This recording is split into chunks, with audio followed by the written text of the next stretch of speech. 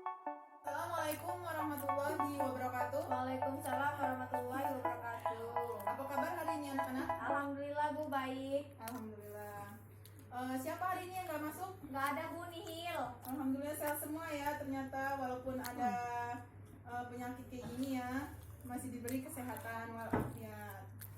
Oke, di sini ketua kelasnya siapa? Saya Bu. Oke, pimpin doanya ya.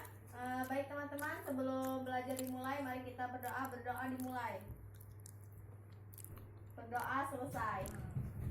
Kemarin kita belajar tentang apa? Saya Bu ingat tentang Sunan Kalijaga. Alhamdulillah ternyata masih ingat ya. Baik, Ibu akan membahas pada hari ini kita akan membahas tentang Sunan Kudus. Syahid Ja'far Shadiq atau dikenal dengan Sunan Kudus lahir pada tanggal 9 September 1400 Masehi atau 808 Hijriah di Palestina. Anak dari Raden Utsman Haji atau yang dikenal dengan sebutan Sunan Mudud, seorang panglima perang Kesultanan Demak Bintoro. Ayahnya merupakan putra dari sultan di Palestina yang bernama Syahid Fadlah Ali Murtaza atau Raja Pandita atau Raden Santri. Kemudian berhijrah sampai ke Pulau Jawa dan tiba di Kesultanan Islam Demak. Lalu diangkat menjadi panglima perang. Sunan Kudus belajar agama dengan ayahnya sendiri dan kepada Kiai Telingsi serta Sunan Ampel. Kiai Telingsi merupakan ulama Cina yang datang ke Jawa bersama Cheng He, yang kemudian menyebarkan agama Islam dan membuat tali persaudaraan dengan orang Jawa. Setelah itu, beliau berdakwah di tengah-tengah masyarakat yang masih beragama Hindu dan Buddha. Oke? Baiklah, Ibu akan membagi kalian kelompok menjadi 4 kelompok ya. Yang masing-masing kelompok itu, yang kelompok 1 itu membahas tentang dakwah Sunan Kudus. Kelompok 2 membahas kisah perjuangan Sunan Kudus. Yang ketiga membahas tentang peninggalan Sunan Kudus. Peninggalan apa saja dari Sunan Kudus itu. Yang keempat itu nilai-nilai positif dari Sunan Kudus. Oke, kepada Ibu beri waktu 5 menit untuk mendiskusikan materi yang sudah Ibu bagikan. Baiklah, waktunya sudah habis. Kepada kelompok 1 untuk mempresentasikan hasil diskusinya ya. Kepada kelompok 1 dipersilakan. Saya perwakilan dari kelompok 1 akan mempresentasikan hasil diskusi kami. Sebelum saya mempresentasikan hasil diskusi kami, saya ucapkan terima kasih kepada Ibu Guru Nurasana yang sudah memberikan materi ini. Dan alhamdulillah kita masih diberi kesehatan dan bisa berkumpul di kelas yang kita cintai ini walaupun sedang menjalankan atau kena musibah COVID-19.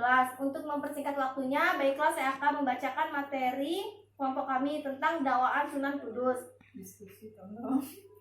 Masyarakat Kudus menganut agama Hindu. Sunan Kudus berusaha memadukan kebiasaan agama Hindu ke dalam syariat Islam secara halus. Setelah berhasil menarik umat Hindu memeluk agama Islam, Sunan Kudus bermaksud menjaring umat Buddha untuk memeluk Islam juga. Mengapa Sunan Kudus melakukan ini? Ternyata Sunan Kudus ingin menarik simpati umat Buddha karena adanya ajaran Buddha terdapat 8 ajaran yang dinamakan Astasanghika Marga.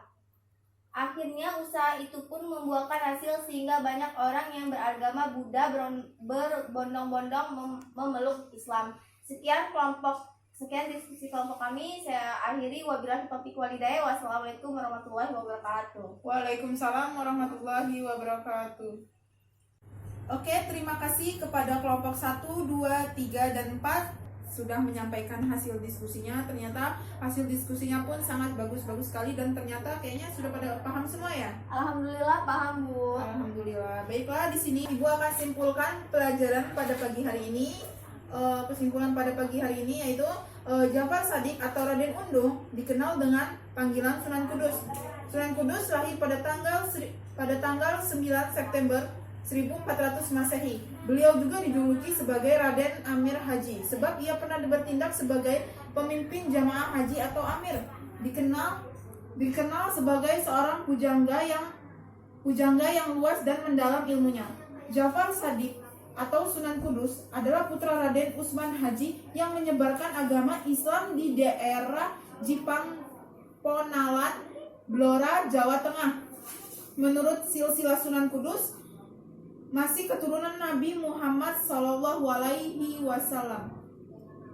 Ja'far Shadiq atau Sunan Kudus mendapat julukan Wali al-Ilmi karena sangat menguasai ilmu-ilmu agama, terutama tafsir, fikih, usul fikih, tauhid, hadis, dan logika.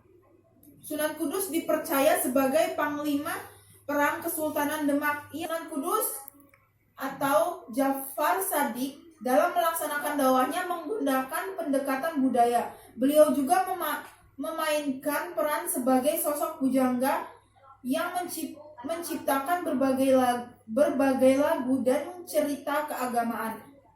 Sunan Kudus meninggal di Kudus pada tahun 1550.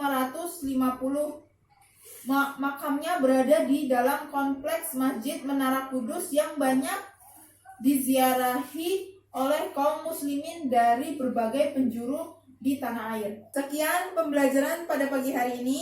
Kita akhiri dengan membaca hamdalah. Alhamdulillahirabbil alamin. Ibu akhiri, wassalamualaikum warahmatullahi wabarakatuh. Waalaikumsalam warahmatullahi wabarakatuh.